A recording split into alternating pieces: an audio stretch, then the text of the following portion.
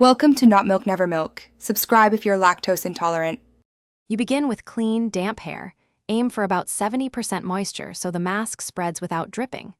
Once the hair is towel squeezed, divide it into 4 manageable sections and secure with clips. This ensures even distribution.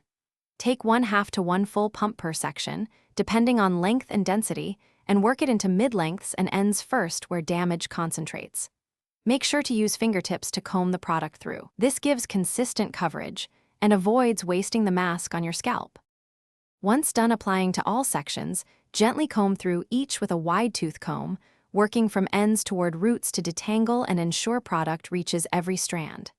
For deeper penetration, cover hair with a shower cap and apply gentle heat for 10 to 20 minutes. Heat opens the cuticle and lets active ingredients absorb better. Make sure to time carefully. Longer isn't always better. When processing is complete, rinse thoroughly with cool water until it runs clear, avoiding additional shampoo to preserve. You finish by blot drying gently and choosing air dry or a low-heat blow dry to protect the newly conditioned cuticle. Add a small amount of leave-in serum only where ends need smoothing. If your hair ever feels weighed down after treatment, make sure to reduce product amount next time or shorten processing time. Less is often more. If you notice buildup after repeated use, clarify once monthly with a gentle clarifying shampoo to reset porosity. Then return to the regular mask routine for best long-term results.